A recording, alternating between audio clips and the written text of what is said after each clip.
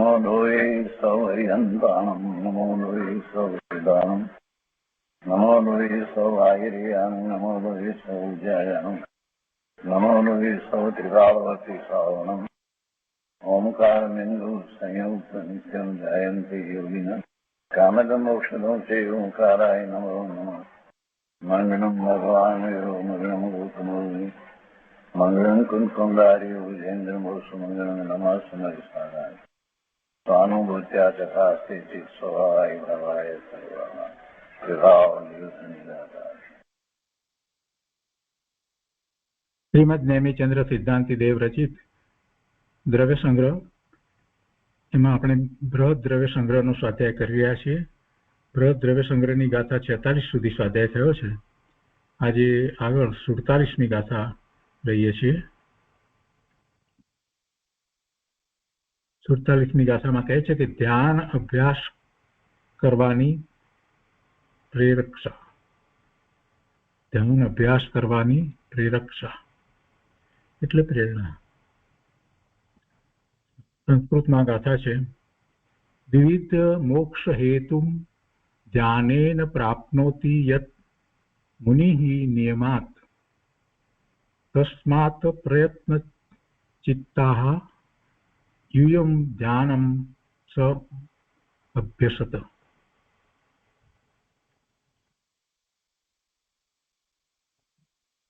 હિન્દીમાં 47મી ગાથા આ રીતે છે, ઈમ દો વિધ ચારિત મુનિ રાજ ધ્યાન યોગ પાવૈષુ સમાજ જાતૈ યત ધારીય ધરો નિયમ રૂપ ભાષૈ મુનિવરો.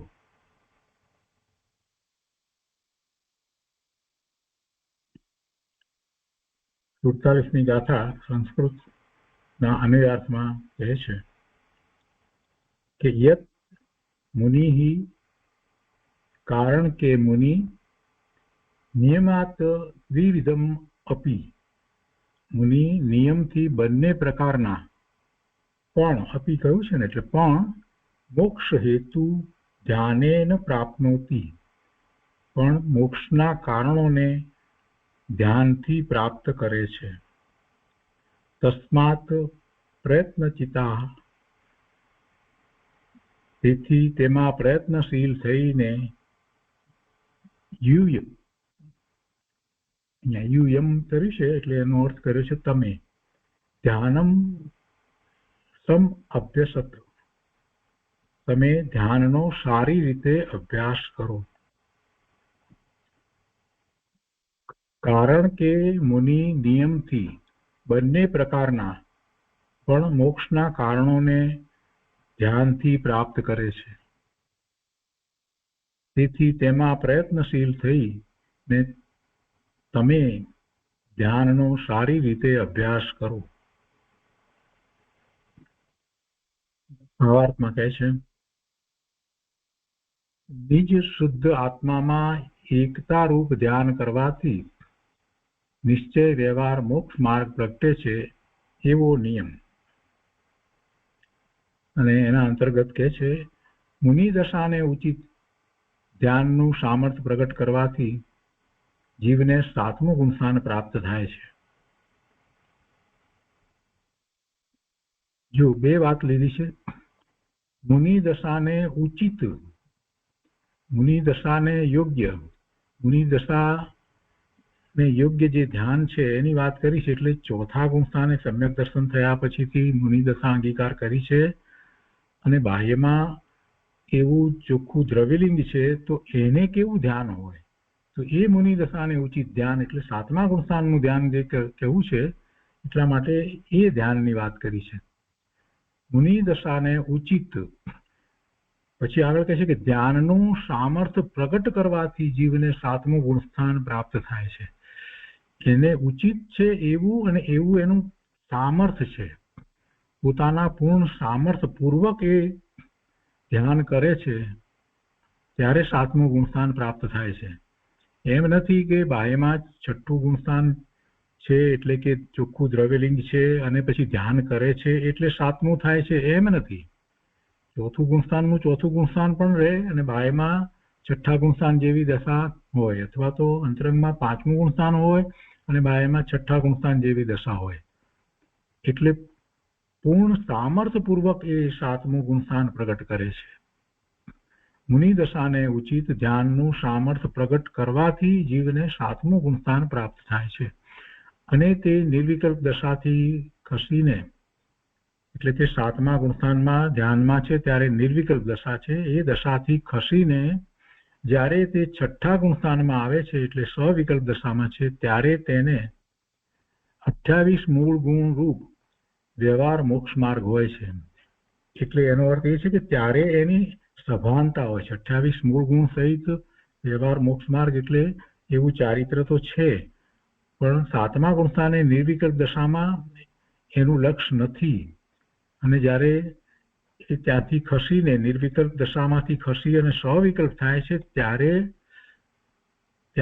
એને પોતાના 28 મૂળ ગુણ સહિત જે ચારિત્ર છે એની સભાનતા હોય છે.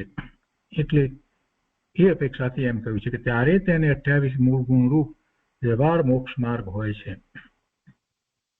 કોઈ આનો ઊંધો અર્થ કરે કે પહેલા સાતમું આવી જાય અને પછીથી એ છઠ્ઠા ગુણસ્થાન ને યોગ્ય જે આખું જે ચારિત્ર છે 28 મૂળ ગુણ સહિત એવી દીક્ષા ગ્રહણ કરે, એવો અર્થ નથી થતો.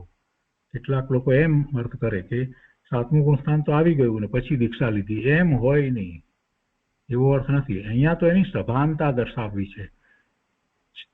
છઠ્ઠા ગુણસ્થાનને યોગ ચોખ્ખું દ્રવ્યલિંગ છે એ જ સાતમું ગુણસ્થાન પ્રગટ કરે છે અને પછી સાતમેથી પછી સવિકલ્પ થાય છે તો છઠ્ઠું ગુણસ્થાન કહેવાય છે. જો સાતમે નથી પહોંચતા તો ભલે એ મુનિ સમ્યક દ્રષ્ટિ હોય તો પણ એને જે દશા જે છે અંતરંગ દશા છે એ પ્રમાણે જ એનું ગુણસ્થાન ગણાય છે. અને એ વાત પૂજ્ય ગુરુદેવે ખૂબ સ્પષ્ટ કરી છે. એટલે મુનિ દશામાં એ સાતમા ગુણસ્થાનનું પુરુષાર્થ કરે છે અને સાતમું ગુણસ્થાન પ્રગટ કરે છે અને પછી છઠ્ઠું આવે છે. ભલે બાહ્યમાં છઠ્ઠા જેવું બાહ્ય ચારિત્ર હોય તો પણ તો અહીંયા કહે છે કે નિર્વિકલ્પ દશાથી ખસીને જ્યારે તે છઠ્ઠા ગુણસ્થાનમાં આવે છે ત્યારે તેને 28 મૂળ ગુણ રૂપ વ્યવહાર મોક્ષ માર્ગ હોય છે. જ્યાં સુધી શ્રેણી માંડવાનો પ્રચંડ પુરુષાર્થ ન પ્રગટ કરે ત્યાં સુધી મુનિઓ વારંવાર સાતમા અને છઠ્ઠા ગુણસ્થાને આવે છે. છઠ્ઠાથી સાતમા આવે, સાતમાથી પાછા છઠ્ઠા આવે છે. અને જ્યારે એ શ્રેણી ચડવાનો પુરુષાર્થ કરે છે તો પછી સાતમાથી ઉપર આગળ 8મા 9મા 10મા અને પછી ત્યાંથી પછી સપક શ્રેણી ચડે તો 12મા ગુણસ્થાને પણ જાય છે. આમ મુનિ દશાના ધ્યાનનું સામર્થ્ય જ એવું હોય છે કે જ્યારે નિર્વિકલ્પ દશામાં તેઓ ન રહી શકે ત્યારે છઠ્ઠા ગુણસ્થાનને યોગ્ય વ્યવહાર મોક્ષ માર્ગના વિકલ્પ આવે છે. એટલે એવા સ્વભાવ હોય છે. સાતમા ગુણસ્થાને કોઈ વિકલ્પ હોતો નથી, નિર્વિકલ્પ દશા છે. જીવને ચોથું ગુણસ્થાન પ્રથમ પ્રગટ થવા કાળે જે નિર્વિકલ્પ ધ્યાન પ્રગટે છે તે ધ્યાનથી ખસીને જ્યારે અવિરત સમ્યક દ્રષ્ટિ સવિકલ્પ દશામાં આવે છે ત્યારે તેને 8 અંગ અર્થાત 8 ગુણરૂપ સમ્યક ચરણ હોય છે. ચોથા ગુણસ્થાને જ્યારે ચોથું ગુણસ્થાન પ્રગટ થાય છે તો તેને 8 અંગ પ્રગટ થાય છે, 8 ગુણ પ્રગટ થાય છે, એની વાત લીધી છે. અને એ 8 અંગ આપણે કર્યા છે, જાણીએ છીએ સારી રીતે, અને એના નામ પણ અહીંયા ફરીથી આપ્યા છે. વાતજી નિસંગતિ, નિકાંક્ષિત, નિર્વિચિકિત્સા, મૂળ દ્રષ્ટિ, ઉપગમન અથવા ઉપગ્રહણ, સ્થિતિકરણ, વાત્સલ્ય અને પ્રભાવના. તો એને ચોથા ગુણસ્થાને પ્રગટ થાય છે. પણ એની પહેલા અહીંયા એક બીજી વાત લીધી છે કે ઉત્તમ સહનનમ એકાગ્ર ચિંતા નિરોધો ધ્યાનમ. એનો અર્થ છે, ધ્યાનની આ વ્યાખ્યા છે કે ઉત્તમ સંઘન વાળાનું એકાગ્રતાપૂર્વક ચિંતાને રોકવું તે ધ્યાન છે. ને આ ધ્યાન અંતર્મુહૂર્ત 2 ઘડીથી કાંઈક ઓછા સમય સુધી રહે છે. બીજી ક્રિયાઓથી ચિત્તને હટાવીને એક જ ક્રિયામાં રાખવું તેને એકાગ્ર ચિંતા નિરોધ કહે છે. પણ આ પરમાર્થે એકાગ્ર ચિંતા નિરોધ સમજવું. તો અહીંયા ચોથા ગુણસ્થાનની વાત કરે છે કે તે ધ્યાન નિર્વિકલ્પ ધ્યાન પ્રગટે છે, ચોથું ગુણસ્થાન છે, ત્યારે તો એ ધ્યાનમાંથી ખસીને જ્યારે એ અવિરત સમ્યક દ્રષ્ટિ સવિકલ્પ દશામાં આવે છે ત્યારે તેને 8 અંગ અર્થાત 8 ગુણરૂપ સમ્યક આચરણ હોય છે, એવું ચારિત્ર કહેવાય છે. અને કુગુરુ કુશાસ્ત્ર અને કુતત્વનો તેને સ્વીકાર હોતો નથી, તથા કુદેવ આદિ પ્રત્યે સ્તુતિ, પ્રશંસા, વંદન, નમસ્કાર, મહિમા, આદર વગેરે રૂપ અનાચાર તેને હોતા નથી. જો આને તો અનાચાર કયા. કુદેવ પ્રત્યે સ્તુતિ, કુદેવની પ્રશંસા, કુદેવને વંદન, કુદેવને નમસ્કાર, કુદેવનો મહિમા, કુદેવનો આદર વગેરે રૂપ એને તો અનાચાર કહ્યું. એ આચાર નથી, એને તો અનાચાર કહ્યું. એવા અનાચાર સમ્યક દ્રષ્ટિને હોતા નથી. વળી કહે છે કે તે જ જીવ જ્યારે પાંચમા ગુણસ્થાનને યોગ્ય ધ્યાનનું સામર્થ્ય પ્રગટ કરે છે ત્યારે તેને નિર્વિકલ્પ ધ્યાન હોય છે, અને તે ધ્યાનથી ખસીને જ્યારે સવિકલ્પ દશામાં આવે છે ત્યારે તેને ભૂમિકાને યોગ્ય અણુવ્રત આદિનું ચરણ હોય છે, પણ અવ્રતના અશુભ ભાવો હોતા નથી. અને ત્યારે પાંચમા ગુણસ્થાનની દશાની અંદર એ આપણે જે અગાઉ જોઈ ગયા તે પ્રમાણે 11 પ્રતિમા, એટલે એવી 11 પ્રતિજ્ઞાપૂર્વક દેશવ્રત હોય છે, અને એમાં 5 અણુવ્રત હોય છે, 12 વ્રત હોય છે. એમાં પહેલા 5 છે તે અણુવ્રત છે, પછી 3 ગુણવ્રત અને 4 શિક્ષાવ્રત એ બધું હોય છે. એટલે કહે છે કે આ ઉપરથી એમ સમજવું કે સ્વસન્મુક્તા રૂપ ધ્યાનમાં જ એવું સામર્થ્ય છે કે જીવ તે ધ્યાન વડે નિશ્ચય અને વ્યવહાર મોક્ષ માર્ગ પ્રાપ્ત કરે છે. ધ્યાનમાં જ એવું સામર્થ્ય છે કે જીવ તે ધ્યાન વડે નિશ્ચય અને વ્યવહાર મોક્ષ માર્ગ પ્રાપ્ત કરે છે. શ્રાવક હોય તો શ્રાવકને યોગ્ય, અને મુનિ છે તો મુનિને યોગ્ય, એવી ભૂમિકા અનુસાર એ નિશ્ચય અને વ્યવહાર મોક્ષ માર્ગ ધ્યાનમાં જ પ્રાપ્ત કરે છે. ત્યાં જેટલા અંશે વિતરાગ ભાવ છે તેટલા અંશે સાચો મોક્ષ માર્ગ છે, નિશ્ચય મોક્ષ માર્ગ છે, અને જેટલો શુભ ભાવ છે એટલો વ્યવહાર મોક્ષ માર્ગ છે. એટલે જ્યારે નિશ્ચય મોક્ષ માર્ગ પ્રગટ થાય એ જ વખતે એને એમ કહેવાય કે શુભ ભાવ બાકી રહેલો જે શુભ ભાવ છે એ વ્યવહાર મોક્ષ માર્ગ છે. હવે બીજી વાત છે ધ્યાનનો અભ્યાસ. એ કારણે સમ્યક દર્શન પ્રાપ્ત કર્યા પછી પણ વારંવાર સ્વરૂપમાં એકાગ્ર થવાનો પુરુષાર્થ કરવો, અને તે જ અભ્યાસમાં સારી રીતે સાવધાન રહેવું તે જરૂરી છે. તો એ રીતે અહીંયા 47મી ગાથાનો વિસ્તાર પૂરો કર્યો. હવે પૂજ્ય બ્રહ્મદેવજીએ 47મી ગાથા ઉપર જે ટીકા લખી છે તે આપણે લઈએ છીએ.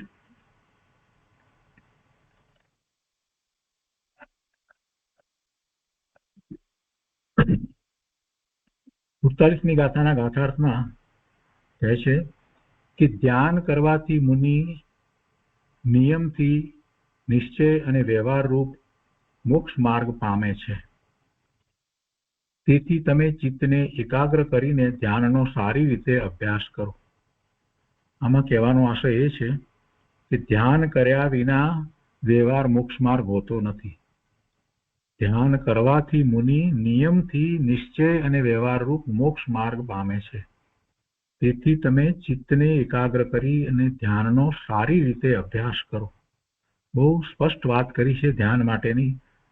આચાર્ય ભગવાને વાત કરી છે બહુ સ્પષ્ટ રીતે ગાથામાં. મેનીચંદ સિદ્ધાંતિક દેવે મૂક્યું છે, અને પૂજ્ય બ્રહ્મદેવજીએ એની ટીકામાં પણ બહુ સ્પષ્ટ કહ્યું છે.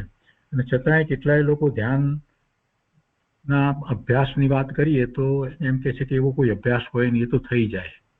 આ વાત બરાબર નથી, એ સુસંગત નથી. એ જીનવાણીથી વિરોધની વાત છે. ધ્યાનનો અભ્યાસ ન હોય એવું જે કહે છે એમને શાસ્ત્રનો અભ્યાસ નથી. અહીંયા શાસ્ત્રમાં જ એ વાત તો કરવામાં આવી છે કે ધ્યાનનો સારી રીતે અભ્યાસ કરો, સ્પષ્ટ કહ્યું છે. અહીંયા ટીકામાં બ્રહ્મદેવજી કહે છે કે દુહ્યંપી મોક્ષ હેવું જાણે પાઉણદી જમ મુનિ નિયમા. આ મૂળ ગાથાની પહેલી પંક્તિ છે. મૂળ ગાથા જે કહેવામાં આવી છે તે અર્ધમાગધી ભાષામાં એવી રીતે છે. દુવ્યંપી મોક્ષ હેવું જાણે પાઉણદી જમ મુનિ નિયમા તહમા પ્રયત્ત ચિત્તા જુયમ જાણમ સંભવ. એટલે આ પહેલી પંક્તિ તો ગુરુદેવ વારંવાર બોલે છે. દુહ્યંપી મોક્ષ હેવું જાણે પાઉણદી જમ મુનિ નિયમા. એ પહેલી પંક્તિ જે છે આ ગાથાની, એ તો ગુરુદેવ ઘણીવાર બીજા પ્રવચનો જે ચાલતા હોય એની અંદર પણ બોલે છે. ધ્યાનની જયારે વાત આવે છે ત્યારે ગુરુદેવ એ વાત તો કરે જ છે અને એ વાત મુખ્ય છે. તો અહીંયા ટીકાની શરૂઆતમાં જે પંક્તિ લઈ અને કહે છે કે કારણ કે મુનિ નિયમથી ધ્યાન દ્વારા બંને પ્રકારના મોક્ષના કારણોને પ્રાપ્ત કરે છે. ધ્યાન વિના વ્યવહાર મોક્ષમાં હોતો નથી. ધ્યાનથી જ બંનેની પ્રાપ્તિ થાય છે. અને શાસ્ત્રમાં તો એ રીતે પણ વાત આવી છે કે ધ્યાનથી જ બંને એ જ વખતે મોક્ષ માર્ગ પ્રાપ્ત થાય છે. એટલે નિશ્ચય મોક્ષ માર્ગ અને પછી એ જ વખતે બાકી રહેલો જે શુભભાવ જે છે એને વ્યવહાર મોક્ષ માર્ગ એવું નામ પ્રાપ્ત થાય છે. એટલે કહે છે કે કારણ કે મુનિ નિયમથી ધ્યાન દ્વારા બંને પ્રકારના મોક્ષના કારણોને પ્રાપ્ત કરે છે. અને વિશેષમાં કહે છે કારણ કે નિશ્ચય રત્નત્રય સ્વરૂપ નિશ્ચય મોક્ષ હેતુ અર્થાત નિશ્ચય મોક્ષ માર્ગ અને વ્યવહાર રત્નત્રયાત્મક વ્યવહાર મોક્ષ હેતુ અર્થાત વ્યવહાર મોક્ષ માર્ગ જેમનું સાધ્ય સાધક ભાવ રૂપે પહેલા કથન કર્યું છે. પહેલા એ વાત આવી સાધ્ય સાધક ભાવ રૂપે, એટલે કે સાધક તરીકે વ્યવહાર મોક્ષ માર્ગ કહેવામાં આવ્યો અને સાધ્ય એનું નિશ્ચય મોક્ષ માર્ગ છે અને એની સ્પષ્ટતા પણ કરી. તો કહે છે કે જેમનું સાધ્ય સાધક ભાવ રૂપે પહેલા કથન કર્યું છે તે બંને પ્રકારના મોક્ષ માર્ગોને નિર્વિકાર સ્વસંવેદન રૂપ પરમ ધ્યાન વડે મુનિ પ્રાપ્ત કરે છે. તહમા પ્રયત્ત ચિત્તા જુયમ જાણમ સંબભ્યશ. તે કારણે એકાગ્ર ચિત્ત થઈને હે ભવ્યજનો તમે ધ્યાનનો સમ્યક પ્રકારે અભ્યાસ કરો. સમ્યક પ્રકારે અભ્યાસ માટે આ કહ્યું છે સમ અભસ્ય. એ મૂળ ગાથાની અંદર એ કહેવામાં આવ્યું છે અને સંસ્કૃતમાં એનું એ રીતે કર્યું છે સમ અભ્યસ્ત. સમ અભ્યસત એટલે અભ્યાસ કરો. એ વાત તો મૂળ ગાથામાં કહી છે, પ્રાકૃત ગાથામાં પણ કહી છે અને એના સંસ્કૃતમાં પણ કહી છે. એટલે અભ્યાસ કરો, ધ્યાનનો અભ્યાસ કરો. એટલે ધ્યાનનો અભ્યાસ ન હોય એવી જે વાત કરવા વાળા છે અને પોતાને ગુરુદેવ કહે છે એ પ્રમાણે પોતે એમની માન્યતામાં છે આવું બધું જે ચાલી રહ્યું છે એ બધું ખોટું છે. એમ નથી. ધ્યાનનો અભ્યાસ હોય છે. આચાર્ય ભગવાન જયારે એમ કહે છે, નેમિચંદ સિદ્ધાંતિક દેવ એમ કહે છે અને એનો વિસ્તાર કરતા પૂજ્ય બ્રહ્મદેવજી પણ એમ જ કહે છે, તો પછી ધ્યાનનો અભ્યાસ ન હોય એ વાત રહેતી નથી. આખી વાતને ધ્યાનની વાતને સમજ્યા વિના, ધ્યાનના શાસ્ત્રોનો અભ્યાસ કર્યા વિના, ધ્યાનના સ્વરૂપને જાણ્યા વિના ગમે તેમ વાત કરે એ ઠીક નથી.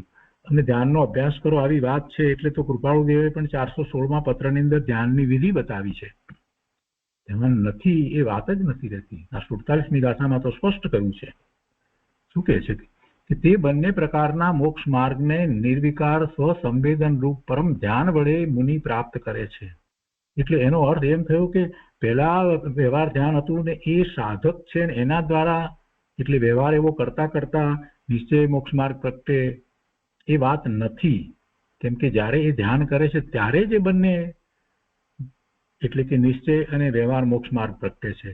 એ પહેલા વ્યવહાર મોક્ષ માર્ગ હોતો જ નથી.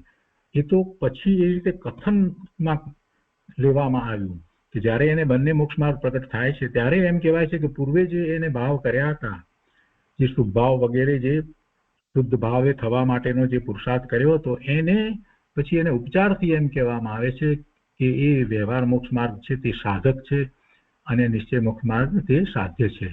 એ તો પછીની વાત થઈ, જેને પ્રગટ થયું છે એને માટે એ પછી એવો ઉપચાર કરવામાં આવે છે. પણ એમ નથી કે પહેલા એ શુભભાવ એવા કરતો હતો માટે એને આ રીતે નિશ્ચયથી ધ્યાન થયું, એવી કોઈ વાત છે જ નહીં. એટલે નિર્વિકલ્પ ધ્યાનમાં જ એ જ વખતે, એક જ વખતે, એ જ સમયે ખરેખર તો બંને પ્રગટ થાય છે.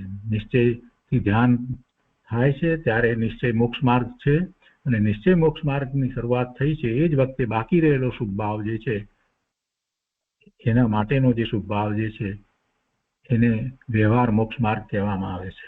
એટલે અહીંયા એ વાતની સ્પષ્ટતા થઈ ગઈ.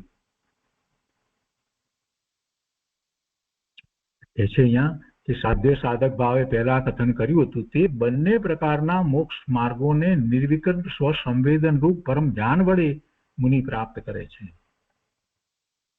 તે કારણે એકાગ્ર ચિત્ત થઈને હે ભવ્ય જનો તમે ધ્યાનનો સમ્યક પ્રકારે અભ્યાસ કરો.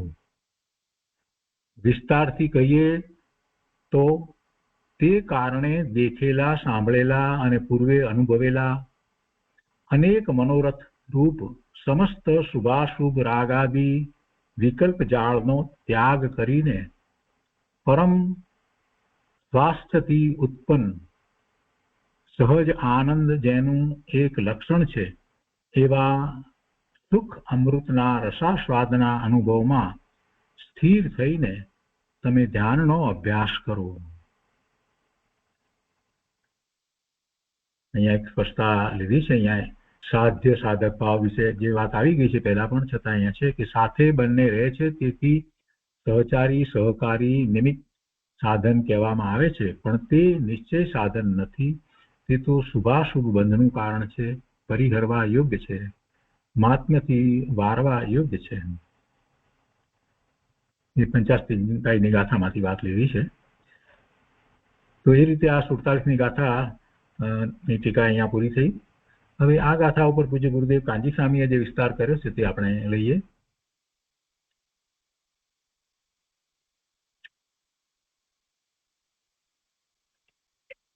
પહેલા આપણે જે એનો જે ઉદ્ઘાત કહીએ એ રીતે વાત આપણે પહેલા લઈ લીધી છે, એટલે ફરીથી માત્ર એનું વાંચન કરીએ છીએ કે હવે ધ્યાન, ધ્યાતા, ધ્યેય તથા ધ્યાનનું ફળ એ કથનની મુખ્યતાથી પ્રથમ સ્થળમાં 3 ગાથા, તે પછી પંચ પરમેશ્વરીના વ્યાખ્યાન રૂપથી બીજા સ્થળમાં 5 ગાથા તથા તે પછી તે ધ્યાનના ઉપસંહાર રૂપ વિશેષ વ્યાખ્યાન દ્વારા ત્રીજા સ્થળમાં 4 ગાથા, એ પ્રકાર 3 સ્થળોના સમુદાયથી 12 ગાથા સૂત્રોના ધારક જે તૃતીય અધિકાર છે તેમાં બીજો અંતર અધિકાર છે, તેની સમુદાય રૂપ ભૂમિકા છે.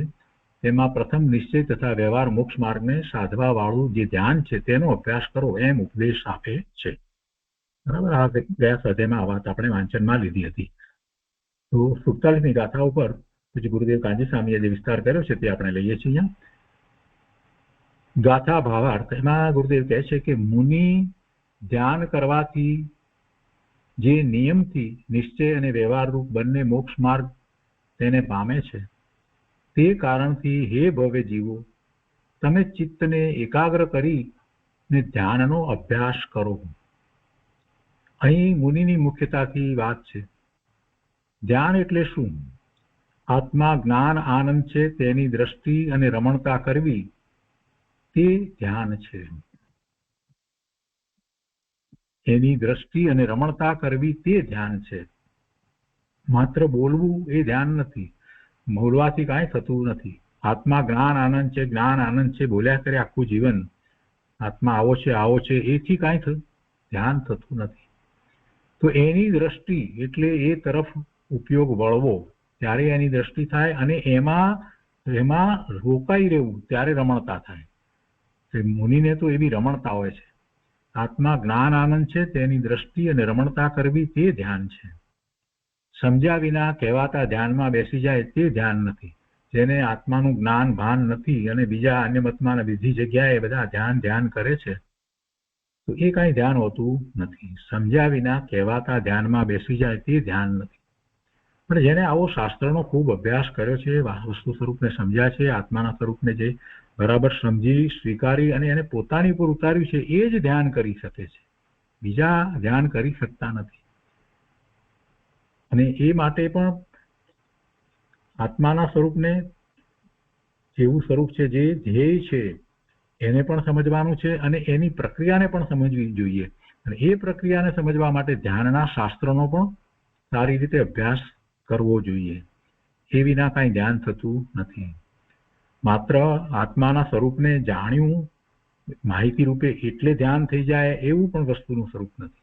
ચારે બળખેથી બધી વસ્તુનો વિચાર કરી અને પછી એ ધ્યાનનો પ્રયોગ કરે તો સફળ થાય. અહીંયા કહે છે કે સમજ્યા વિના કહેવાતા ધ્યાનમાં બેસી જાય તે ધ્યાન નથી. સંસાર પણ ધ્યાન ને મોક્ષ પણ ધ્યાનથી મળે છે. હિંસા, જુઠ્ઠું, ચોરી, દયા, દાન, સેવા એ વિકારી ધ્યાન છે. એ વિકારી ધ્યાન છે, તે સંસારનું કારણ છે. ગુરુદેવ કહે છે કે પ્રથમ જ્ઞાનમાં આવવું જોઈએ કે શરીર, મન, વાણી આત્માના અધિકારની બહારની ચીજ છે. પોતાના જ્ઞાનમાં એ વાત બેસી જવી જોઈએ, સ્પષ્ટ હોવું જોઈએ કે આ શરીર, મન, વાણી એ આત્માના અધિકારની બહારની ચીજ છે, એટલે આત્માના અધિકારમાં નથી. શરીર, મન, વાણીના પ્રવર્તન જે થઈ રહ્યા છે એ આત્મા કરી શકતો નથી, આત્માના અધિકારમાં એ નથી. આત્મા ઈચ્છે એમ શરીર, મન અને વાણીના પ્રવર્તન થતા નથી. તે તત્વો મને અડ્યા નથી. એ બધા જડ છે, શરીર, મન, વાણી, એ તત્વો મને અડ્યા નથી.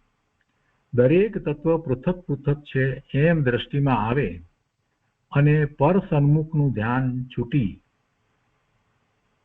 પર સન્મુખનું લક્ષ છૂટી હું જ્ઞાતા છું તેવી અંતરની રુચિનું ધ્યાન થાય છે, તેને નિશ્ચય અને વ્યવહાર મોક્ષ માર્ગ પ્રગટે છે. પ્રથમ આત્મા પરમાં એકાગ્રતા કરતો હતો.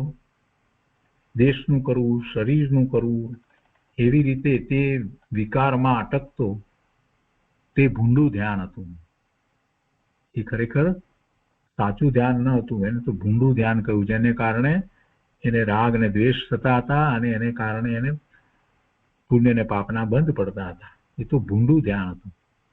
તેનાથી જુદો આત્મા જ્ઞાન આનંદ છે એમ જાણી તે તરફ વળ્યો, એટલે સ્વરૂપ તરફ વળ્યો. ધ્યાનની દિશા બદલાવી. જે બહારમાં એકાગ્રતા કરતો હતો તેને બદલે હવે સ્વ તરફ વળ્યો, એટલે ધ્યાનની દિશા બદલાવી. બહિર્મુખ દશા તે દુર્ધ્યાન છે. બહારમાં પરનું લક્ષ કરી અને જે એકાગ્રતા એને થતી હતી, કેમ કે એકાગ્રતા કરતા તો જીવને આવડે છે, કોઈ પણ વિષય હોય એના ઉપર એકાગ્રતાપૂર્વક એ વિચાર કરી શકે છે, પણ એ દુર્ધ્યાન છે. આત્મામાં એકાગ્રતા કરે ત્યારે જ એ સાચું ધ્યાન થાય છે, એટલે એ બહિર્મુખ દશા તે દુર્ધ્યાન છે. વિકાર ચૈતન્ય માટે લાભદાયક નથી. એ બધો વિકાર છે એ ચૈતન્યને માટે હાનિકારક છે, કેમ કે એટલો સમય એનો ચૈતન્યનો આ વર્તમાન પર્યાયમાં જે ધ્યાન કરવા માટે જે એને પ્રાપ્ત થયો છે એ એનો બગડી જાય છે અને નકામાના વિકલ્પો ઉઠે છે. એટલે એ વિકાર ચૈતન્ય માટે લાભદાયક નથી. જ્ઞાન સ્વભાવી આત્મા પરના વલણમાં શુભાશુભ ભાવ કરી ફળને ઈચ્છે છે તે મિથ્યા ભાવના છે. એવી બુદ્ધિ ભાવના મુનિએ છોડી છે. પુણ્ય પાપ વિકાર છે, મારા સ્વભાવમાં નથી. મારા સ્વભાવમાં આનંદ છે એવી સ્વરૂપની દ્રષ્ટિ કરી છે. તેને નિયમથી પવિત્રતા રૂપી મોક્ષ માર્ગ મળે છે અને ધ્યાનમાં કરી શકતો નથી ત્યારે વ્યવહાર મોક્ષ માર્ગનો વિકલ્પ ઉઠે છે. એટલે નિર્વિકલ્પ ધ્યાનમાં એ અંતર્મુહૂર્ત સુધી જ રહે છે, 2 ઘડીથી ઓછો સમય રહે છે, એટલે ઠરી શકતો નથી. તો પાછો સ્વવિકલ્પ થાય છે તો ત્યારે વ્યવહાર મોક્ષ માર્ગનો વિકલ્પ ઉઠે છે. માટે અહીં શ્રી નેમિચંદ્ર સિદ્ધાંત ચક્રવર્તી અંતરના અનુભવ સહિત કહે છે, હે ભવ્ય, ચિત્તને બહારમાં એકાગ્ર કરેલ છે તેને અંતરમાં એકાગ્ર કર, એ એક જ ઉપાય છે. આ કહે છે કે સાચા દેવ ગુરુ શાસ્ત્ર કહે છે કે અંતર્મુખ વલણ ધર્મનું કારણ છે. જો સાચા દેવ ગુરુ શાસ્ત્રને પોતે માને છે તો માને છે એટલે એની શ્રદ્ધા કઈ રીતે કરે? એને વાંચી વિચારી સમજી અને એનો સ્વીકાર કરે ને એમ જ છે, બીજું વસ્તુનું સ્વરૂપ છે જ નહીં, એમ જયારે થઈ જાય ત્યારે ખરેખર તો એને સાચા દેવ ગુરુ શાસ્ત્રને માન્યા એમ કહેવાય. ને એ સિવાય માત્ર એની વાતને જાણે છે તો માહિતી જ્ઞાન છે. સાચા દેવ ગુરુ શાસ્ત્ર જે કહ્યું છે એનું માહિતી જ્ઞાન છે. જ્યાં સુધી એને અપનાવતો નથી ત્યાં સુધી તો ખરેખર તો સાચા દેવગુરુ શાસ્ત્રને માનતો જ નથી. સાચા દેવગુરુ શાસ્ત્ર કહે છે કે અંતર્મુખ વલણ ધર્મનું કારણ છે, તો પછી અંતર્મુખ વલણ કરવું પડે. અંતર્મુખ વલણ કરે તો જ ધર્મ થાય. જે દેવગુરુ શાસ્ત્ર પરનું કંઈ કરી શકાય એમ કહે તે સાચા નથી. પરના કાર્યો કરી શકાય, પરનું કરવું જોઈએ, આવી વાત જે કરે છે એ દેવગુરુ શાસ્ત્ર એ સાચા નથી, એ જીનવાણી હોય નહીં. સાચા ગુરુ કહે છે તારું ચિત્ત પર તરફ વળે છે અને દયાદાન આદિ વિકલ્પમાં વર્તે છે, તો તેથી પાછો ફર અને આત્મા તરફ વલણ કર, તે સાચું ધ્યાન છે. જે બાહ્યથી લાભ મનાવે અને આત્માથી લાભ ન મનાવે તે સાચા દેવ ગુરુ શાસ્ત્ર નથી. અને પર તરફ ઝુકાવ થાય તે શુભાશુભનું કારણ છે. પછી દયાદાન હો કે વ્રત હો તો તે બધું શુભ છે. તે છોડી ચૈતન્ય તરફ ઝુકાવ કરી તેની દ્રષ્ટિ જ્ઞાન અને લીનતા કરવી એ જ મોક્ષ માર્ગ છે. આ ગાથાર્થમાં આટલી બધી વાત કરી. હવે વ્યાખ્યાર્થ કરે છે. જેથી એટલે ધ્યાનથી મુનિ નિયમથી બે પ્રકારના મોક્ષ માર્ગ પ્રગટ કરે છે. દેહની ક્રિયાથી, વાણીથી, પરની સહાયતાથી મોક્ષ માર્ગ પ્રગટ કરી શકાતો નથી. દેહની ક્રિયાથી, વાણીથી અને પરની સહાયતાથી મોક્ષ માર્ગ પ્રગટ કરી શકાતો નથી. અજ્ઞાની કહે છે કે અમારે સંસારનું બધું કામ કરવું હોય તેમાં આ ધ્યાન કેવી રીતે થાય? બુદ્ધે કહે છે કે ભાઈ, દિશા પલટાવવાની વાત છે. ધ્યાનમાં દિશા પલટાવવાની વાત છે. જો શાસ્ત્રનો અભ્યાસ કર્યો છે, દેવગુરુ શાસ્ત્ર, સાચા દેવગુરુ શાસ્ત્રને માને છે, તો એમાં જે વાત આવી છે એમાં તો મુખ્ય વાત આ જ છે. ઉપયોગને સ્વ તરફ વાળવાની વાત છે. પરનું જ્ઞાન થાય, પર પદાર્થો જે બધા એને જ્ઞેય રૂપે છે અને એનું જ્ઞાન થાય એથી કોઈ વાંધો નથી. પણ એમાં રુચિ થવી, એમાં લાભ માનવો, એમાં એકાગ્રતા કરવી અને એને પ્રાપ્ત કરવાની ઈચ્છા કરવી અથવા તો એને દૂર કરવાની ઈચ્છા કરવી, એટલે રાગ દ્વેષના પરિણામ થવા, એ બધું જે છે તે બધું દૂર ધ્યાન છે. એટલે વસ્તુ પદાર્થ દેખાય, નિર્વિકલ્પ નથી રહેતો પોતે, એટલે બધા પદાર્થો દેખાય, એને ઇન્દ્રિયો દ્વારા એનું જ્ઞાન થાય, એ બધા પદાર્થોનું જ્ઞાન થાય, પણ એમાં એને કોઈ પણ પ્રકારે રુચિ કે એકાગ્રતા ન હોય, એ માત્ર એના જ્ઞાનનું જ્ઞેય હોય. એટલે હવે જ્યારે એના જ્ઞાનનું જ્ઞેય છે તો સહજ રીતે વૈરાગ્ય વર્તે છે. એમાંથી પોતાને કાંઈ પ્રાપ્ત કરવાનું નથી, પોતાને હિતકારી પણ નથી, અહિતકારી પણ નથી, તો સંભાવ પ્રગટ થાય છે. તો હવે એ પોતાના ઉપયોગની દિશા પલટાવી શકે છે. જ્યાં સુધી એને બહારમાં કાંઈ પણ પ્રાપ્ત કરવા જેવું લાગે છે અથવા તો બહારમાં પોતે કાંઈ કરી શકે છે એમ લાગે છે, ત્યાં સુધી એનો ઉપયોગ બહાર જ રહેશે. તો દિશા પલટતી નથી. દિશા કોની પલટાવવાની છે? ઉપયોગની દિશા પલટાવવાની છે. બાકી બહારમાં જગતમાં એના સંયોગોમાં, જે પ્રસંગોમાં એ રહ્યો છે, જે પર્યાયમાં એ રહ્યો છે, એમાંનું કાંઈ પલટવાનું નથી. એ બધું જેમ છે તેમ જ ચાલશે. કર્મના ઉદયો જે છે એ પણ એ રીતે આવ્યા કરશે, બધું થયા કરશે, પણ ઉપયોગની દિશા પલટાવવાની છે. એ આખો પ્રોસેસ જે છે, એ આખી પ્રક્રિયા છે, એ અંતરંગ છે. ગુરુદેવ કહે છે કે ભાઈ, દિશા પલટાવવાની વાત છે. પેલા એમ કહ્યું અજ્ઞાનીએ કે અમારે આ સંસારનું બધું કામ આ તે બધું હોય તો અમે ધ્યાન કેવી રીતે કરીએ? કેવી રીતે કરીએ એટલે ધ્યાનને સમજ તો ખબર પડે. જો શાસ્ત્રનો અભ્યાસ તું કરે છે એ તને સમજવામાં વાંધો નથી તો પછી ઉપયોગને ફેરવવા માટે તારે શું કરવું એ સમજી લે. પૂર્તિ કહે છે કે ભાઈ દિશા પલટાવવાની વાત છે. સ્વભાવ સન્મુખ વલણ કરી એકાગ્ર થવું તે નિશ્ચય છે. અને વિકલ્પ ઉઠે તો સાચા દેવ ગુરુ શાસ્ત્રને સાંભળે, તેની સેવા પૂજા કરે, પણ ખોટા ગુરુને સાંભળે નહીં. ખોટા ગુરુને સાંભળે નહીં, ખોટા શાસ્ત્ર ની અનુમોદના ન કરે, એને સ્વીકારે નહીં. અને તે વ્યવહાર છે. છતાં સમજે કે વ્યવહારથી એટલે શુભભાવથી ધર્મ નથી. આગળ કહે છે કે બે મોક્ષ માર્ગ, નિશ્ચય અને વ્યવહારની વાત કરીને એટલે કહે છે કે મોક્ષના કારણ આ પ્રમાણે છે. આત્માના શ્રદ્ધા, જ્ઞાન, રમણતા અને નિશ્ચય મોક્ષ માર્ગ છે. તે નિશ્ચય મોક્ષ માર્ગ છે. આત્માના શ્રદ્ધા, જ્ઞાન, રમણતા, અનુભૂતિ સહિત, કેમ કે રમણતા છે એટલે અનુભવ તો છે. આત્માના શ્રદ્ધા, આત્માનું જ્ઞાન અને આત્મામાં રમણતા તે નિશ્ચય મોક્ષ માર્ગ છે. તે મોક્ષનો હેતુ છે. ને તે સર્વજ્ઞ દેવ, નિર્ગ્રંથ મુનિ અને સર્વજ્ઞે કહેલા શાસ્ત્રની પ્રતીતિ અને જ્ઞાનનો વિકલ્પ ઉઠે તે વ્યવહાર મોક્ષનો હેતુ છે.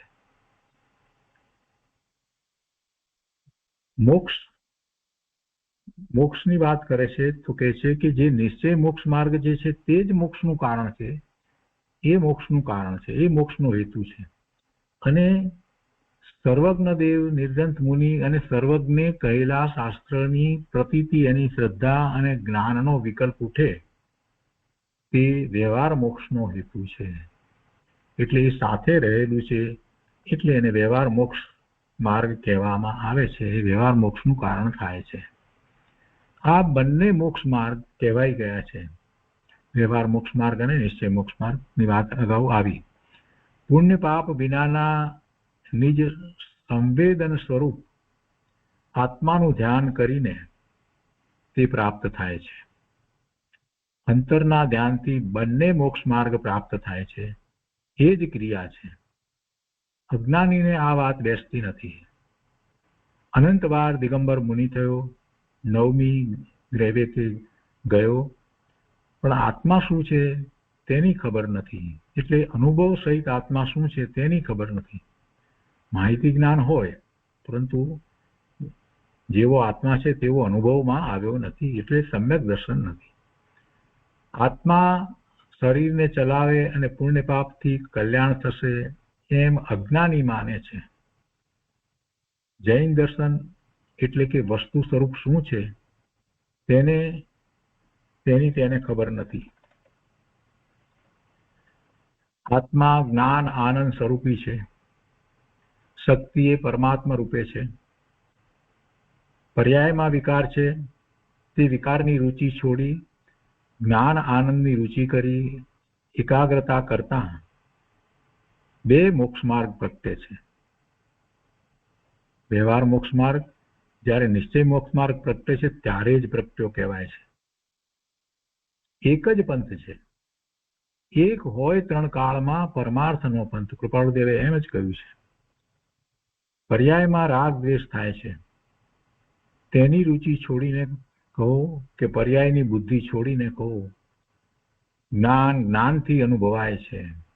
જ્ઞાનથી અનુભવાય છે. જ્ઞાન એટલે પોતે ભગવાન આત્મા જ્ઞાન સ્વરૂપી છે. તે જ્ઞાનથી અનુભવાય છે. નિજ સંવેદન સ્વરૂપથી મોક્ષ માર્ગ પ્રાપ્ત થાય છે.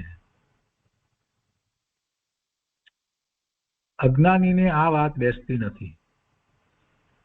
આ જ ખરી ક્રિયા છે. સત્યને સત્ય તરીકે સ્વીકારે, અસત્યને અસત્ય માને. વિકાર રહિત આત્મા છે. તેની રુચિ, જ્ઞાન અને એકાગ્રતા. વિકાર રહિત આત્મા છે એવા આત્માની રુચિ, વિકાર રહિત આત્માનું સ્વરૂપ ચિંતવવું, એવા આત્માની રુચિ, એનું જ્ઞાન અને એમાં એકાગ્રતા દ્વારા મોક્ષ માર્ગ પમાય છે. દેવગુરુ શાસ્ત્રના નિમિત્તથી મોક્ષ માર્ગ પમાય છે. એમ નથી. દેવગુરુ શાસ્ત્રના નિમિત્તથી મોક્ષ માર્ગ પમાય છે એમ નથી, પણ એને નિમિત્ત કહેવામાં આવે છે, એવો ઉપચાર કરવામાં આવે છે. જો વિકાર પરથી હોય તો વિકાર રહિત થવાનો પ્રસંગ આવે નહીં. હવે જો બીજી વાત પણ સાથે લીધી છે, જો વિકાર પરથી હોય તો વિકાર રહિત થવાનો પ્રસંગ આવે નહીં. શરીર આદિ પર છે તેની વાત કરી નથી, કારણ કે તેને પલટાવી શકાતા જ નથી. એ તો છે પણ પર્યાયમાં જ વિકાર થાય, એટલે કે પેલા શરીર આદિ નો કર્મ અને કર્મ જે બધા જે કંઈ છે એ તો છે, એને તો પલટાવી શકાતા નથી. એમ કહી અને એમ કે છે કે પણ પર્યાયમાં વિકાર થાય છે તેને સ્વભાવના જ્ઞાન સ્થિરતા દ્વારા પલટાવી શકાય છે. કેમ કે વર્તમાનમાં એને જે વિકાર છે, વિકારી પર્યાય છે, તો એમાંથી એક જ્ઞાન સ્વભાવે થઈ અને પોતાના જ્ઞાન સ્વરૂપને અનુભવે કેવી રીતે, એટલે આ પુરુષાર્થની વાત છે. તો એમાં ગુરુદેવ માર્ગદર્શન આપતા એમ કહે છે કે એ બધું છે એ તો પર્યાયમાં છે, પણ એથી કાંઈ મોક્ષ માર્ગમાં આવી ન શકાય એમ નથી. એટલે પહેલી શરૂઆત જ એ રીતે કરી કે જો વિકાર પરથી હોય તો વિકાર રહિત થવાનો પ્રસંગ આવે નહીં. એટલે કે શરીરથી વિકાર જો થતો હોય તો પછી વિકાર રહિત કેવી રીતે થશે? આ ભાવ આખો એને એ શરીરથી વિકાર થયા જ કરે.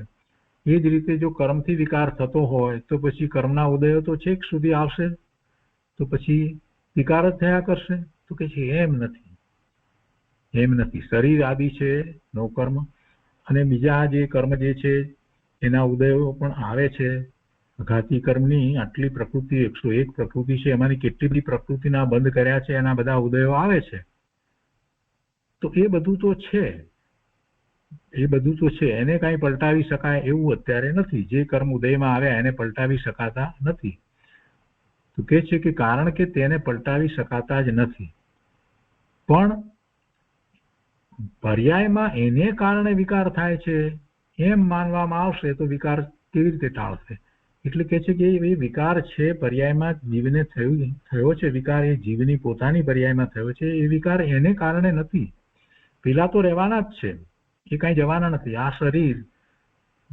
આ શરીર જે છે એ અને વર્તમાનમાં જન્મથી શરૂ કરીને જે સમય જે કાંઈ કર્મના ઉદયો આવે છે, આમાંનું કાંઈ જવાનું નથી. એ તો છે, એ કાંઈ પલટાવી શકાવાનું નથી. પણ એને કારણે પોતાની, એટલે જીવની પોતાની પર્યાયમાં એ વિકાર ઉત્પન્ન થાય, શુભ અને અશુભ ભાવ થાય, રાગ અને દ્વેષ થાય. તો કે છે કે એવું વસ્તુનું સ્વરૂપ નથી, એને કારણે એ નથી થતું. એ રાગ દ્વેષના પરિણામ, શુભાશુભ ભાવના પરિણામ જે થાય છે એ પર્યાયમાં વિકાર છે, અને એ પર્યાયમાં વિકાર જે થઈ રહ્યો છે એને માટે ગુરુદેવ કહે છે કે પણ પર્યાયમાં વિકાર થાય છે તેને સ્વભાવના જ્ઞાન અને સ્વભાવમાં સ્થિરતા દ્વારા પલટાવી શકાય છે. આ મૂળ વાત કરવી છે ગુરુદેવને. કેમ કે સ્વભાવ તો જેવો છે તેવો જ છે, એમાં કાંઈ ફેર પડ્યો નથી. અનંત કાળથી અનંત ગુણ અસંખ્ય પ્રદેશ એવું જ વસ્તુનું સ્વરૂપ રહ્યું છે. એટલે એને અનુસરીને પોતાના પરિણામ બદલી શકાય છે. એટલે સ્વભાવ તો એવો જ છે, એટલે તેને સ્વભાવના જ્ઞાન અને સ્વભાવમાં સ્થિરતા દ્વારા પલટાવી શકાય છે. વિકારને પલટાવી શકાય છે. વર્તમાન વિકારની પર્યાય જે છે એને પલટાવી શકાય. એટલે જે પર્યાય થઈ ગઈ એ તો થઈ ગઈ, પણ નવી વિકારની પર્યાય ન થાય જો સ્વભાવમાં સ્થિરતા કરે તો. તેથી પ્રથમ વિકાર રહિત આત્મા કયો છે. એટલે સૌથી પહેલી વાત એ કહી છે કે આત્મા વિકાર રહિત જ છે. અને 11મી ગાથામાં એ જ ભાવ છે. ભૂતાર્થ છે, વસ્તુ ભૂતાર્થ છે, એ મલિન થઈ જ નથી, તો એનું લક્ષ કર. આગળ કહે છે કે જેને સ્વભાવ સન્મુખ દશા થઈ છે, તેને રાગ રહી જાય તો શુભ રાગ આવે છે. એટલે વ્યવહાર મોક્ષ માર્ગ ધ્યાનની કચાશમાં રહી જાય છે. બહુ સરસ રીતે વાત મૂકી છે. જેને સ્વભાવ સન્મુખ દશા થઈ છે, એટલે નિશ્ચયથી તો એને મોક્ષ માર્ગની શરૂઆત થઈ છે, મોક્ષ માર્ગ પ્રગટ્યો છે, તો તેને જે શુભાવ રહ્યો, એટલે જેને જે રાગ રહી જાય તો શુભરાગ આવે છે. એટલે વ્યવહાર મોક્ષ માર્ગ ધ્યાનની કચાશમાં રહી જાય છે. એટલે ધ્યાનની કચાશ એટલે ધ્યાનમાં પુરુષાર્થ એ કરે છે પણ એટલો થતો નથી, એટલો પુરુષાર્થની એની નબળાઈ છે. એટલે એ બહાર આવે છે તો શુભભાવ છે અને એ જ વ્યવહાર મોક્ષ માર્ગ છે. આત્માનું ધ્યાન કરો એમ કોઈ કહે પણ ખબર વિના આત્માનું ધ્યાન કેવી રીતે કરે? માટે આત્મા શું તે ખબર હોવી જોઈએ. દ્રવ્યાનુયોગનો અભ્યાસ જ ન કરે, દ્રવ્યાનુયોગ શું છે અને દ્રવ્યાનુયોગનો સૂક્ષ્મતાથી બરાબર અભ્યાસ જ ન કરે તો આત્મા વિશે શું જાણે? અને એને બદલે બીજું બધું જ કર્યા કરે.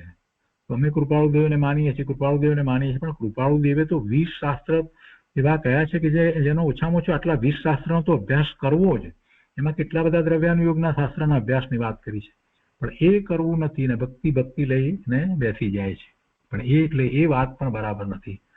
કેમ કે આત્માને જાણ્યા વિના આત્માનું લક્ષ્ય કરશે કેવી રીતે? બુદ્ધ કહે છે કે આત્માનું ધ્યાન કરો એમ કોઈ કહે પણ ખબર વિના આત્માનું ધ્યાન કેવી રીતે કરે? માટે આત્મા શું તે ખબર હોવી જોઈએ. અને એટલા માટે જ ગુરુદેવે દ્રવ્યાનુયોગનો ખૂબ ખૂબ ખૂબ અભ્યાસ કરાવ્યો છે. સમયસાર તો એમાં 19 વખત વાંચ્યું. અંતર મોક્ષ માર્ગ અને વ્યવહાર મોક્ષ માર્ગ બંને ધ્યાનથી પ્રગટે છે. પહેલા વ્યવહાર મોક્ષ માર્ગ હતો અને પછી નિશ્ચયથી મોક્ષ માર્ગ થયો એવી વાત નથી. એ છે કે અંતર મોક્ષ માર્ગ એટલે નિશ્ચયથી જેને કહીએ છીએ તે અને વ્યવહાર મોક્ષ માર્ગ બંને ધ્યાનથી પ્રગટે છે. આત્માના ભાનવાળાને વિકલ્પ ઉઠે તો તેને વ્યવહાર કહે છે. વિકલ્પ ઉઠ્યો એ વ્યવહાર છે. આત્માનું ધ્યાન છે અને ધ્યાનમાંથી જ્યારે વિકલ્પ દશામાં આવે તો એ મોક્ષ માર્ગમાં છે, એ વ્યવહાર મોક્ષ માર્ગ છે. એકલો બહિર્મુખમાં શરીર મન વાણીની ક્રિયામાં અને પુણ્ય પાપમાં રોકાયો તેને વ્યવહારની પ્રાપ્તિ નથી. વિકાર રહિત સ્વભાવમાં એકાગ્રતા થઈ તે નિશ્ચય છે, તેને શુભ રાગ બાકી રહ્યો તેને વ્યવહાર મોક્ષ પ્રાપ્ત થાય છે. આગળ કહે છે ધ્યાનથી 2 પ્રકારનો માર્ગ ગમાય છે. અનાદિકાળથી પરમાં ધ્યાન હતું તેમાં લાભ માનતો અને સંસારમાં પરિભ્રમણ થયું. હવે પરની અને પુણ્યની રુચિ છૂટી વિકાર રહિત સ્વભાવનું ધ્યાન કરતા નિશ્ચય અને વ્યવહાર મોક્ષ માર્ગની પ્રાપ્તિ થાય છે. વ્યવહારના લક્ષ્ય વ્યવહાર મોક્ષ માર્ગની પ્રાપ્તિ થતી નથી. વ્યવહારના લક્ષ્ય વ્યવહાર મોક્ષ માર્ગની પ્રાપ્તિ થતી નથી. કોઈ એમ માને કે કઈ વાંધો નહીં, આપણે શુભભાવ વગેરે કરીએ છીએ તો એટલો વ્યવહાર મોક્ષ માર્ગ તો છે ને, તો એમ નથી. આગળ કહે છે આત્માની પૂર્ણ આનંદ દશા તે મોક્ષ છે. આત્માની પૂર્ણ આનંદ દશા તે મોક્ષ છે. તેનું કારણ આત્માની પ્રતીતિ, જ્ઞાન અને રમણતા. આત્માની પ્રતીતિ, આત્માનું જ્ઞાન અને આત્મામાં રમણતા એ એનું કારણ છે. અને તે પ્રાપ્ત થતા વ્યવહાર મોક્ષ માર્ગ કહેવાય છે. નિશ્ચય પ્રાપ્ત થયો ત્યારે વ્યવહાર પ્રાપ્ત થયો એમ કહેવાયું. જ્યારે નિશ્ચયથી સ્વસંવેદન જ્ઞાન સ્વરૂપી છું એમ ભાન થયું છે ને પુણ્ય પાપની રુચિ ગઈ છે અને આત્મા જ્ઞાન જ્યોત છે તેના વેદન સ્વરૂપ જ્ઞાન થયું છે ત્યારે મોક્ષ દશા પ્રગટી છે. તે મુનિને જે રાગ બાકી રહ્યો છે તે વ્યવહાર નામ પામે છે. આ એક જ નિયમ છે. મૂળમાં નિયમા શબ્દ મૂક્યો છે ને એટલે કહે છે કે આ નિયમ છે. એક સમયનો વિકાર અને એક સમયના ઉઘાડ વિનાનો આત્મા પૂર્ણ છે તેવી દ્રષ્ટિ કરાવવી છે. એક સમયનો વિકાર અને એક સમયના ઉઘાડ વિનાનો એટલે એક સમયનો વિકાર જે કહીને એમ દર્શાવવું છે કે દરેક સમયે વિકાર તો નવો નવો થાય છે. એ વિકાર કંઈ આત્માનું સ્વરૂપ નથી. એક સમયનો વિકાર અને એક સમયના ઉઘાડ વિનાનો આત્મા પૂર્ણ છે. આત્મા તો પૂર્ણ છે, એક સરખો એવો ને એવો જ છે, ધ્રુવ વસ્તુ છે. તો તેવી દ્રષ્ટિ કરાવવી છે. એવા સ્વભાવની પ્રતીતિ, એવા સ્વભાવનું જ્ઞાન અને એવા સ્વભાવમાં રમણતા થાય છે ત્યારે સુભરાગને સાચો વ્યવહાર કહેવાય છે. આત્માના ભાન વિના સાચા દેવ ગુરુ શાસ્ત્ર મળવા છતાં તેને વ્યવહાર કહેવાતો નથી. ગુરુદેવ કહે છે, કહો આચાર્ય ભગવાને અદ્ભુત રીતથી અલૌકિક વાત મૂકી છે. પર ઉપરની દ્રષ્ટિ છોડાવી આત્મા તરફ દ્રષ્ટિ કરાવી છે. કહો સંતોની વાણી લોકાલોકથી ભેદ જ્ઞાન કરાવે છે. લોકાલોક, પોતાનું શરીર વગેરે બધું પર છે. એનાથી સંતોની વાણી જે છે એનાથી ભેદ જ્ઞાન કરાવે છે. એનાથી પોતે જુદો છે, એ બધું પર છે. મુનિ શિષ્યને સંભળાવે છે અને કહે છે કે અમને સાંભળવાનો તને શુભરાગ ઉઠે છે તે હજી વ્યવહાર નથી. એ વ્યવહાર સાચો ક્યારે? અમારા તરફનું લક્ષ છોડી તારા તરફ તું વલણ કર. અમારા તરફની સાંભળવાની રુચિ છોડી અંતરમાં જા અને નિશ્ચય મોક્ષ માર્ગ પ્રગટ કર, તો શુભરાગને વ્યવહાર કહેવાય. અહીં આચાર્ય ભગવાન નેમિચંદ્ર સિદ્ધાંતિ ચક્રવર્તી કહે છે, એમણે કહ્યું છે તે જ સમયસાર ગાથા 413માં કહ્યું છે. 413મી ગાથા, 415 ગાથા છે સમયસારની, એમાં 413મી ગાથાની અંદર એ વાત અહીં આવે છે. સાચા દેવગુરુ શાસ્ત્ર મળે તો પણ મિથ્યા દ્રષ્ટિના રાગને વ્યવહાર કહેવાતો નથી. સાચા દેવગુરુ શાસ્ત્ર મળે તો પણ મિથ્યા દ્રષ્ટિના શુભભાવને વ્યવહાર કહેવાતો નથી. અંતરમાં સ્વભાવમાં ઠરે તો બાકી રહેલા રાગને વ્યવહાર કહેવાય છે. તે ગાથા અને આ ગાથાનો સાર એક જ છે. 413મી ગાથા સમયસારની અને આ ગાથા 47મી ગાથા બૃહદ દ્રવ્ય સંગ્રહની, એનો સાર એક જ છે. ગુરુદેવ કહે છે કે ધર્મ તો અંતરથી થાય છે પણ બહારની ક્રિયાથી થતો નથી. અંતરમાં સ્વસન્મુખતાના પુરુષાર્થથી નિશ્ચય મોક્ષ માર્ગ થાય છે તો બાકી રહેલા રાગને વ્યવહાર કહેવાય છે. કુદેવ, કુગુરુ, કુશાસ્ત્ર એમ કહે છે. દયા દાનથી ધર્મ થશે તેને તો વ્યવહાર છે જ નહીં. પરંતુ સાચા દેવગુરુએ બતાવેલા માર્ગ તરફનો રાગ પણ, સાચા દેવગુરુએ બતાવેલા માર્ગ તરફનો રાગ પણ આત્માનું ભાન હોય, એટલે કે એવી અનુભૂતિ હોય તો વ્યવહાર નામ પામે છે. તો વ્યવહાર નામ પામે છે. તો આજનો સ્વાધ્યાય અહીંયા સુધી રાખીએ છીએ. ગુરુદેવના પ્રવચનનો આ શેષ ભાગ જે છે તે આપણે આવતા સ્વાધ્યાયમાં લઈશું. એમાં કેટલીક મહત્વની વાત છે અને પ્રયોજનભૂત વાત છે, તેથી એ શાંતિથી આગળના સ્વાધ્યાયમાં લઈશું. તો આજનો સ્વાધ્યાય અહીંયા સુધી રાખીએ છીએ.